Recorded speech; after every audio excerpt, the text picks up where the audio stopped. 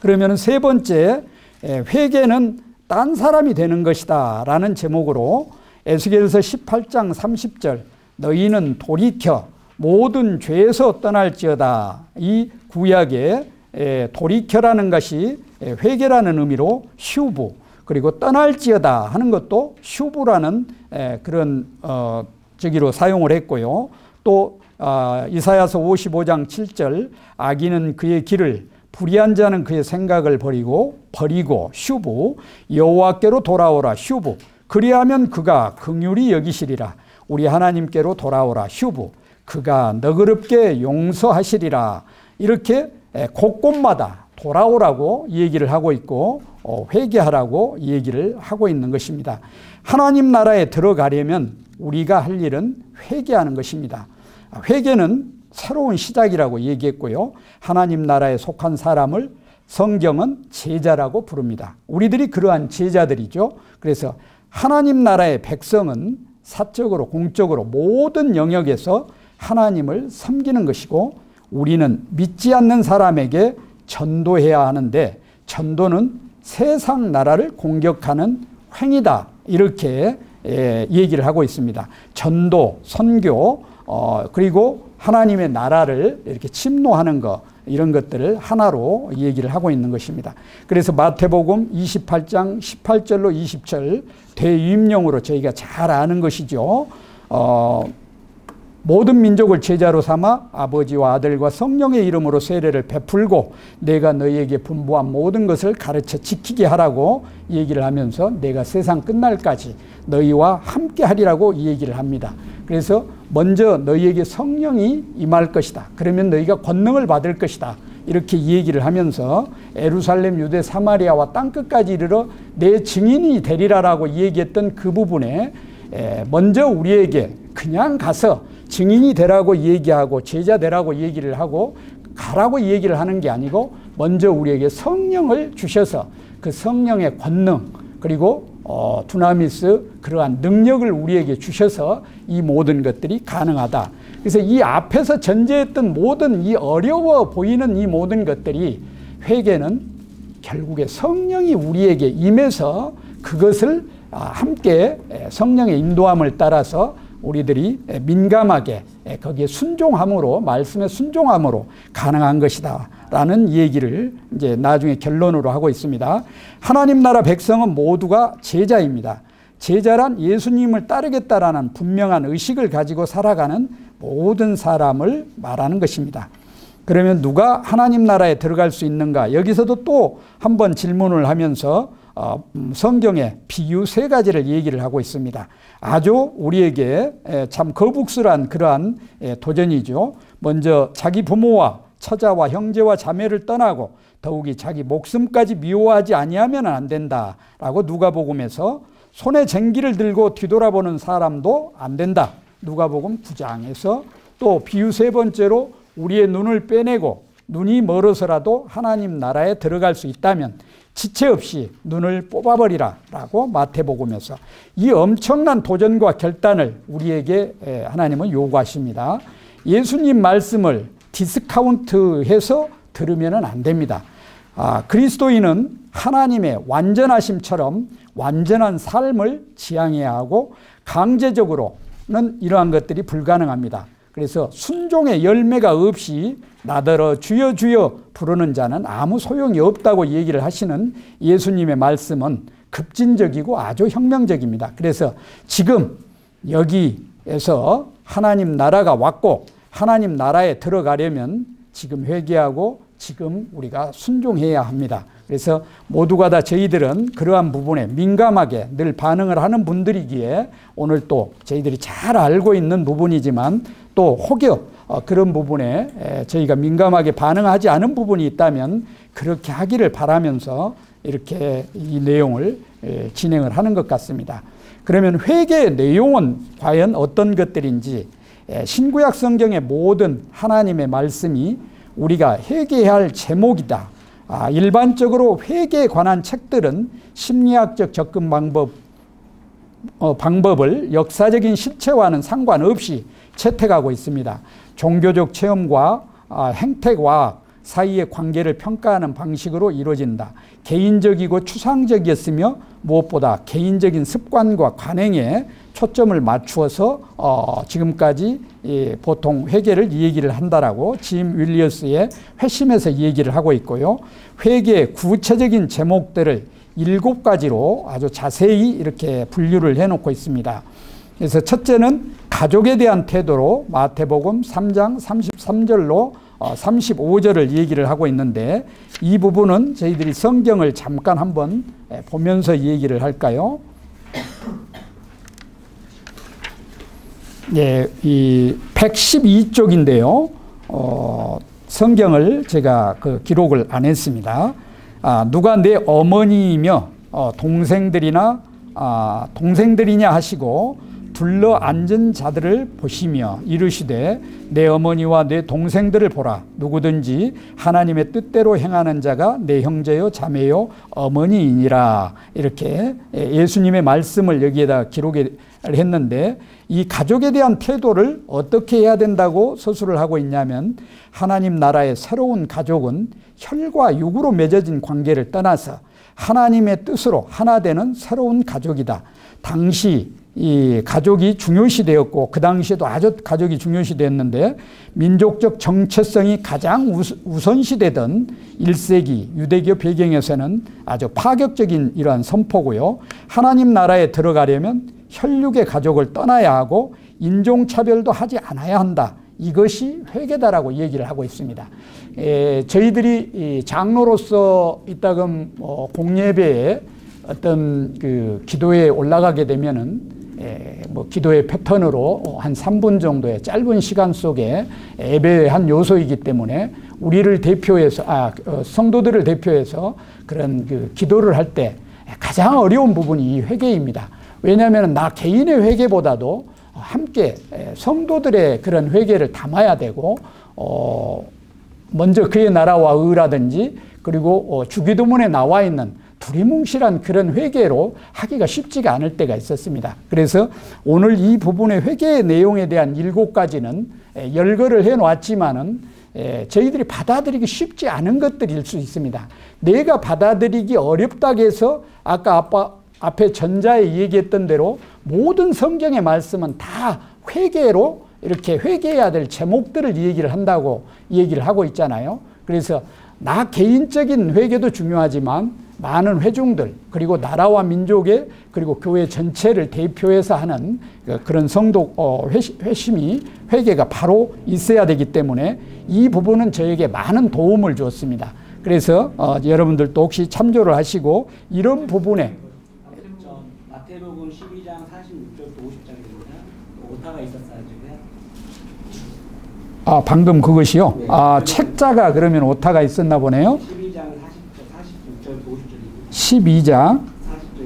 40절부터 50절. 그래요. 핸드폰 검색해서. 저 작가한테 말씀을 드려야 되겠네요. 예, 그래서 그런 가족에 대한 부분을 예수님께서 그 어머니와 거기에 온 사람들에게 얘기했던 대로, 그리고 우리에게 그리스도 예수 안에서 저희들은 한 지체라고 얘기를 한 믿음의 한 가족들이 모두가 다 형제라고 하는 그러한 것들로, 그리고 나라와 민족 이런 것들을 전부 초월하는 그러한 인종차별이 없어야 되고, 지역이라든가 이런 것들도 차별이 없어야 된다. 이 뒤에 가서 나오죠.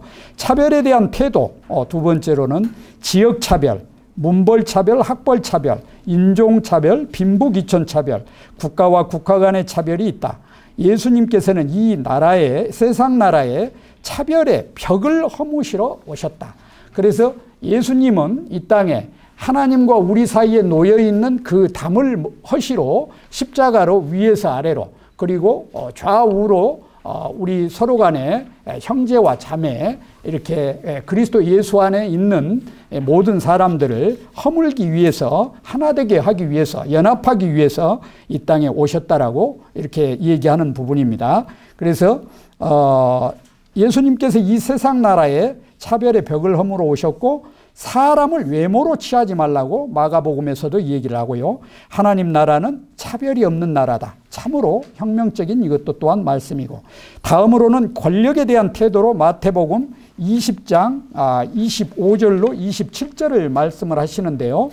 세 번째로 그 말씀은 113조 바로 우측에 예수께서 제자들을 불러다가 이르시되 이방인의 집권자들이 그들을 임으로 주관하고 그 고관들이 그들에게 권세를 부리는 줄 너희가 알거니와 너희 중에는 그렇지 않아야 하나니 너희 중에 누구든지 크고자 하는 자는 너희를 섬기는 자가 되고 너희 중에 누구든지 으뜸이 되고자 하는 자는 너희의 종이 되리라 하리라. 마태복음 20장 25절로 27절로 이렇게 말씀을 하고 있습니다.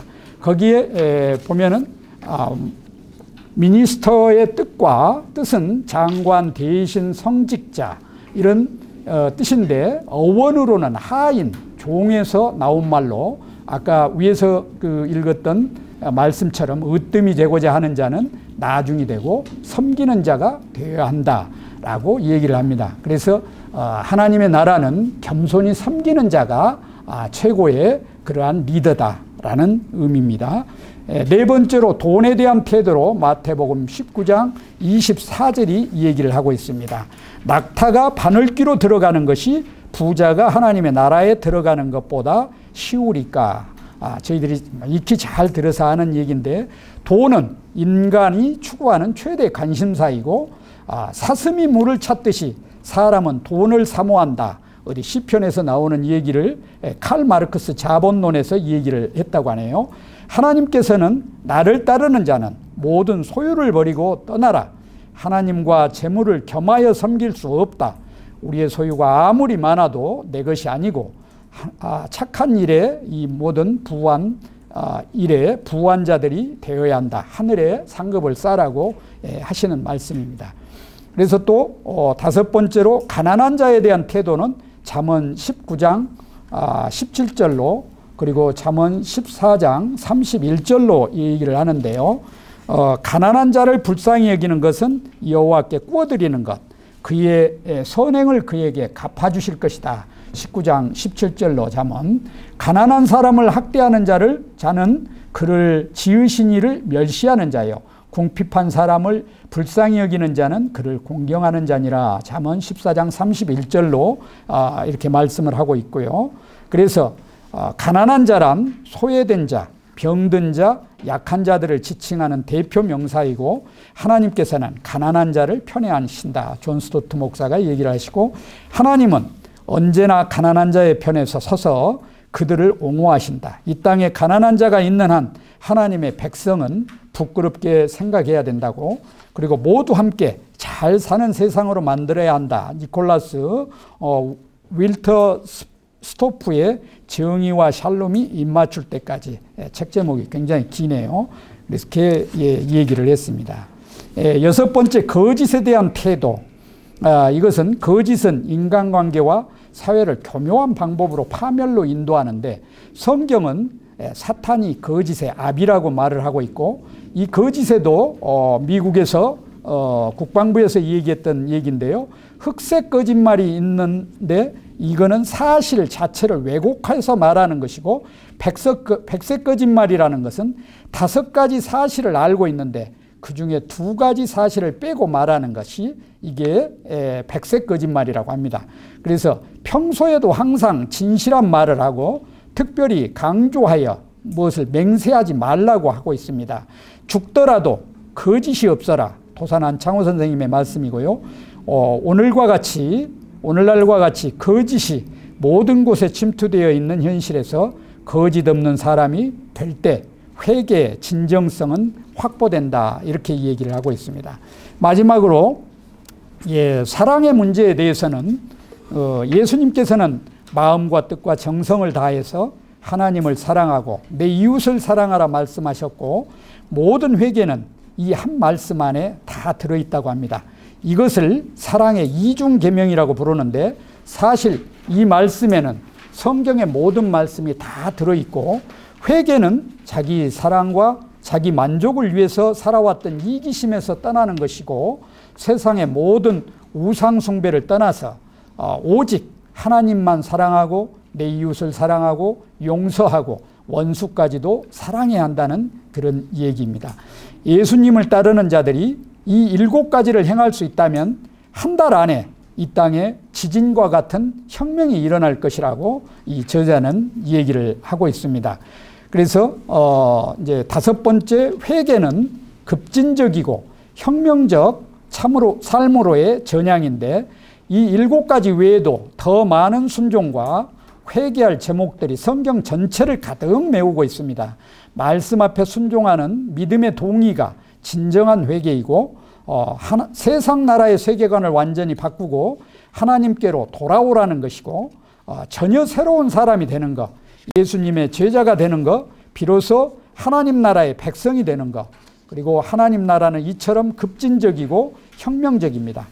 회개란 하나님 나라에서 살아가던 태도가 조금 변하고 수정하며 따르는 것이 아니라 옛사람에서 새 사람이 되는 것이고, 본질적으로 다른 사람이 되는 것이고, 전인적으로 전폭적으로 하나님 뜻대로 살아야 한다. 그리고 참된 회개는 그에 합당한 열매가 있어야 된다. 이게 성령의 9가지 열매에서도 나오고 있죠.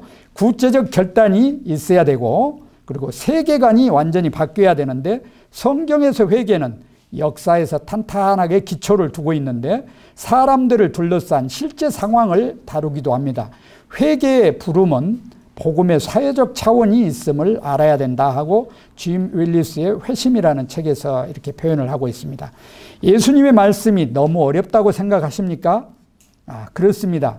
결코 쉽다고는 말할 수가 없죠. 믿기만 하면 되는 것이 아닙니다.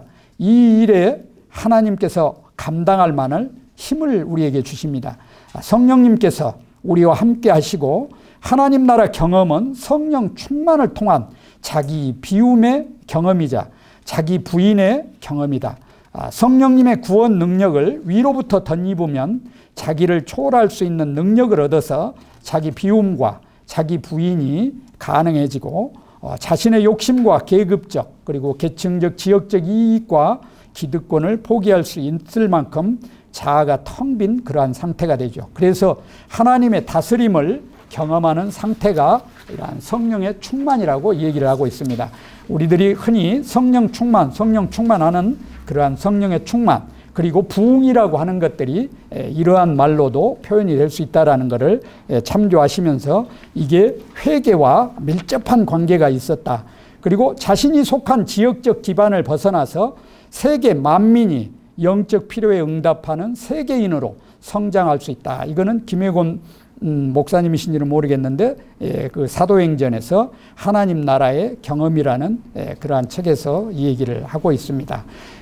여기까지가 아까 7가지 그 회개에 대한 구체적인 것들을 우리들이 이 성령과 함께 요약을 했던 부분입니다. 성경 전체가 회개 그런 많은 그 문제들을 우리에게 이 얘기를 해준다고 이 얘기를 하고 있죠.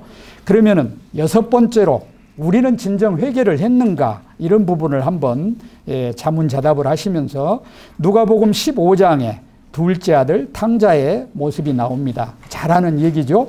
그가 아버지를 떠나서 먼 나라로 가서 제멋대로 살았고, 그는 결국 궁핍한 인생을 살다가 자유를 원했으나 예속적 노예의 삶을 살다가, 하나님 없는 인간은 여기에서 누구도 예외가 될 수 없는 것이고요. 그가 절망에 처해 있을 때 그는 아버지를 찾았습니다. 이것이 세상의 나라의 많은 사람들의 실제 삶이고, 그것들을 우리들이 잘 유시해서 관심을 둬야 될 것 같습니다. 여기에 표현은 안 되었지만은 큰아들, 실제 주인공은 우리들이 탕자의 비유라고 하는 그 큰아들을 얘기한다라고 설교 시간에도 한 번씩 들어본 바가 있는데, 우리 교회에 있는 저희들이 혹시 그런 사람은 아니었는지, 기득권층으로서 내가 다 회개받고 이런 모든 것들을 누리는 사람으로 생각하지는 않았는지 한번 돌아보는 시간도 가졌으면 좋겠습니다. 누가복음 15장 20절에 이에 일어나서 아버지께로 돌아가니라. 이 탕자가 결국에 아버지께로 돌아가는 그런 모습입니다. 이게 회개란 일어나서 아버지께로 돌아가는 것입니다. 그래서 슈브라고 얘기를 했고, 일어나서 갔다고 얘기를 합니다. 그래서 실제 도잉이 있었다는 것이죠. 그래서 무의식적이고 의도되지 않은 회개란 있을 수가 없다. 하나님 나라에 들어가려면 무엇보다 회개해야 한다. 이게 한번 반복이 된 것 같습니다. 당신은 언제 회개했습니까? 분명히 회개해 본 적이 있습니까? 거대한 전향의 삶을 지금 살고 있습니까? 그것은 사탄의 나라에서 하나님 나라로의 새로운 전향이고, 예수님께서는 지금 이 시간에도 우리를 향하신 회개라고 간절히 우리를 향해서 회개하라고 간절히 부르고 계십니다. 회개는 무엇보다 하나님과의 관계 회복이고, 그때 하나님의 평화 샬롬이 우리에게 임하는 것입니다. 에스겔서 33장 11절로 돌이키고 돌이키라, 너희 악한 길에서 떠나 어찌 죽고자 하느냐 하셨다 하라. 이거는 122쪽에 표현이 되어 있는데 한번 잠깐 보도록 하겠습니다. 너는 그들에게 말하라. 주 여호와의 말씀이니라. 나의 삶을 두고 맹세하노니 나는 악인이 죽는 것을 기뻐하지 아니하고 악인이 그의 길에서 돌이켜 떠나 사는 것을 기뻐하노라. 이스라엘 족속아 돌이키고 돌이키라. 너희 악한 길에서 떠나라. 어찌 죽고자 하느냐 하셨다 하라. 에스겔서 33장 11절 말씀입니다. 성경은 회개하지 않으면 분명히 하나님의 심판이 있다고 말을 합니다. 하나님께서는 우리의 회개를 기뻐하시고 나의 생애를 가로지르는 회개가, 그리고 회개와 결단이 지금 필요하고, 누가 제자입니까? 참으로 회개한 자들이 제자이고, 교회란 무엇입니까? 회개한 자들의 모임입니다. 하나님 나라가 가까이 왔으니 회개하고 복음을 믿으라 하고 1장 회개에 대해서 이렇게 얘기를 하고 있습니다. 벌써 이제 5분 전이 되어버렸네요. 그래서 제가 이제 요거를 쓰면서도 시간 조절을 참 쉽지가 않겠다 이런 얘기를 생각을 했는데,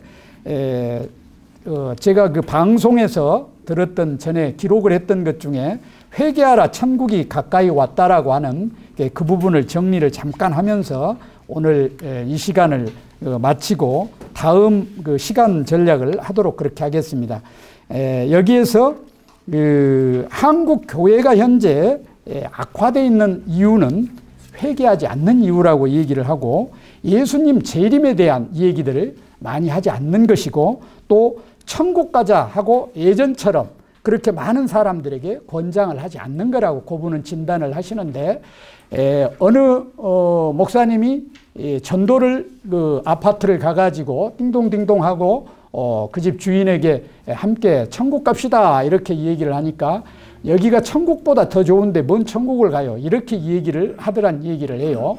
그만큼 요즘 살기가 편하고 좋은 세상도 되지만, 그보다도 저희들이 이 말에 반성을 해야 될 것은 천국이 얼마나 기쁘고 그리고 좋고 아름다운 것인지, 그리고 상대적으로 아까 심판이 얼마나 참 어렵고 한 것인지, 과연 저희들에게 천국을 얘기를 하려고 어떤 사람에게, 믿지 않는 사람들에게 지옥을 얘기를 한다고 한다면 여러분들은 무엇을 얘기를 해주고 싶습니까? 여기에서 그 한 목사님은 포스코를 한번 같이 견학을 했으면 좋겠다. 3600도 되는 이 펄펄 끓는 물 속에 쇳덩어리가 아닌 실제 성경의 말씀은 영원히 꺼지지 않는 불련못이라고 얘기를 하고 있는데, 이렇게 저주의 심판에 참으로 어려운 것들이 내가 그리고 내 가족이 실제로 그런 일들을 겪는다고 한다면 얼마나 처참하겠는가 하고 그 얘기를 그분은 강조를 하고 있고요. 그리고 천국에 대한 소개를 우리들이 정말 전문가가 되어서 아름답게 그렇게 선포를 해야 되는데, 여기에서는 그분이 몇 가지로 얘기한 것들이, 천국이라는 것은 주님이 나를 위해서 준비하시고 계시는 곳이고, 두 번째로는 신령한 나라이고, 세 번째로는 구원받은 사람들만이 갈 수 있는 것이고, 그리고 믿음, 구원받은 백성으로 이게 비자가 있어야 가는 곳이고, 영원히 사는 나라. 이 땅에서의 천년이 천국에서의 하루가 같다라고 얘기하는 이런 시간의 개념들도 우리들이 얘기를 할 필요가 있고요. 주님과 함께 머무는 나라, 그리고 주님과 함께 영원히 사는 임마누엘의 그런 나라.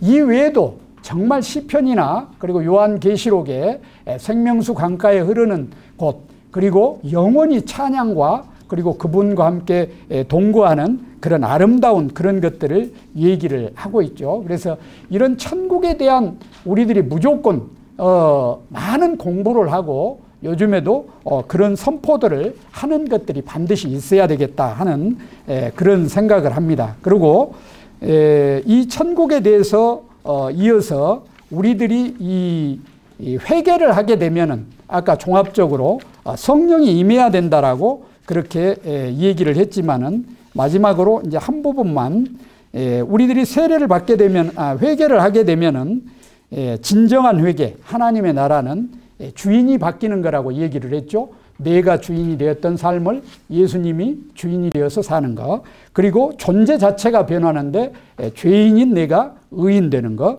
그리고 삶의 방향이 삶에서 생명으로 영생으로 목적이 변화가 되는데 욕망과 어떤 욕구, 세상 속에서의 많은 갈증, 갈망 이런 것들 속에서 하나님의 임재와 그리고 선과 기쁨 그리고 하나님의 영광을 추구하면서 살아가는 이러한 변화를 궁극적으로 저희들이 진정한 하나님 나라의 백성으로서 누리면서 내가 살아야 되고 그 하나님의 통치와 다스림 안에서 내가 죽고 예수로 사는 그런 삶을 살아야 된다고 합니다.